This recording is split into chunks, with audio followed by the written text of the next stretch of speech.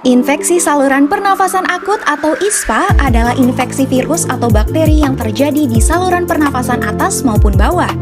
Gejala ISPA yang muncul yaitu batuk pilek, sesak nafas, sering bersin, tenggorokan sakit, tidak bisa mencium bau, pegal linu, kelelahan, dan timbul demam. Penyakit yang termasuk dalam ISPA adalah radang tenggorokan, sinusitis, bronkitis, asma, TBC, pneumonia, COVID-19, dan masih banyak lainnya. ISPA dapat dialami oleh siapa saja dan sangat mudah menular kalau tidak segera diobati. Verdila Barata, kapsul herbal dengan kandungan Andrographis paniculata yang bekerja memelihara daya tahan tubuh untuk meredakan infeksi peradangan. Verdila Barata efektif mengobati segala jenis penyakit ISPA dan paru-paru. Aman dikonsumsi dengan dosis 3x2 kapsul per hari dan pastinya sudah terdaftar BPOM.